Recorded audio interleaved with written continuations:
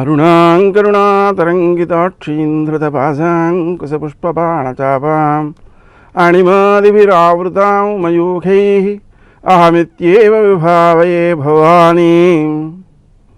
దోషం లేనివారు ఉండరు, కానీ పరిహార క్రియలనేవే భారతీయ జ్యోతిషం యొక్క వైశిష్ట్యం.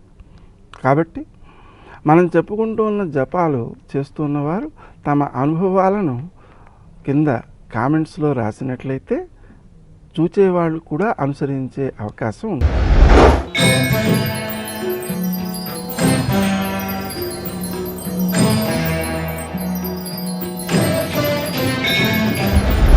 సింహరాశి.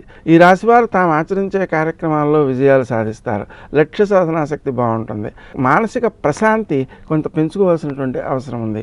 శ్రీదత్త శరణం మమ అనే మంత్రాన్ని జపించుకుని తరువాత నిర్ణయాలు తీసుకున్నట్లయితే నిర్ణయాలు తీసుకోవడంలో దోషాలు కానీ పొరపాట్లు కానీ జరగవు. అదేవిధంగా సకాలంలో నిర్ణయాలను తీసుకోగలుగుతారు, వాటిని ఆచరణలో పెట్టగలుగుతారు. ముఖ్యంగా మీ మాటకి విలువ బాగుంది కాబట్టి మీ మాట విలువను సద్వినియోగం చేసుకుంటూ ఎవరైతే ఈ నైపుణ్యం గలవారో ఆ నైపుణ్యం గలవారికి ఆయా పనులను అప్పచెప్పడం ద్వారా మీ యొక్క శ్రమశక్తిని కాపాడుకోగలుగుతారు, సద్వినియోగం చేయగలుగుతారు. నిజానికి ఒక వ్యక్తి చేసేటువంటి పని కంటే 10 మంది చేసేటువంటి పనులు ఎక్కువ అవుతాయి కాబట్టి ఆయా నిపుణులకు ఆయా పనులను అప్పచెప్పడం ద్వారా మీ మాట విలువలు పెంచుకోగలుగుతారు, సమయానికి ఎక్కువ పనులను సాధించగలుగుతారు. అది మీకు గౌరవాన్ని పెంపొందించేదిగా ఉంటుంది. ఆరోగ్య విషయంలో కొంచెం శ్రద్ధ చూపించాలి. అలాగే స్నేహితులను కాపాడుకోవడం విషయంలో స్వార్థ ప్రయోజనాన్ని కూడా కొన్నిటిని విడనాడక తప్పదు. స్వప్రయోజనాలను విడనాడేటప్పుడు మీరు అప్పు రూపంలో కాకుండా సహాయ రూపంలో చేసినట్లయితే అది ఎక్కువ ప్రయోజనాత్మకంగా ఉంటుంది. స్త్రీలకు సంబంధించి ఆరోగ్య సమస్యలు ఎదురయ్యేటువంటి అవకాశం ఉంది.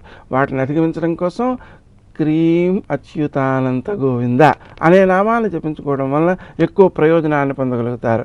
తండ్రి లేదా తత్సంబంధీకులైనటువంటి వారి యొక్క ఆరోగ్య సమస్యలు కొన్ని ఎదురయ్యే అవకాశం ఉంది. ఆ సమస్యలను అధిగమించడం కోసం క్రీం అచ్యుతానంత గోవింద అనే నామాన్ని జపించడం వల్ల ఎక్కువ ప్రయోజనం ఉంటుంది. వృత్తి స్థానంలో మీరు చేసేటువంటి పనులు ఎక్కువ మందికి ప్రయోజనాన్ని ఇచ్చేవే అయినప్పటికీ కూడా వృత్తి స్థానంలో మీరు ఆచరించేటువంటి పనులు ఎక్కువ మందికి ప్రయోజనాన్ని ఇచ్చేవే అయినప్పటికీ కొద్ది మంది వ్యతిరేకించడం ద్వారా మీ మనసు క్లేశపడేటువంటి అవకాశం ఉంది. ఆ విషయాన్ని మీరు స్పష్టంగా అవగాహన చేసుకుని ఆ కొద్ది మంది వ్యతిరేకించడం ఏమీ దోషం కాదు అని గుర్తించాల్సిన అవసరం ఉంది. అయితే వారు మీకు అపకారం చేయకుండా ఉండడం కోసం, పై అధికారుల ఆదరణ మీకు సిద్ధించడం కోసం శ్రీ రాజమాతంగే నమః అనే మంత్రాన్ని జపించుకోవడం మంచిది.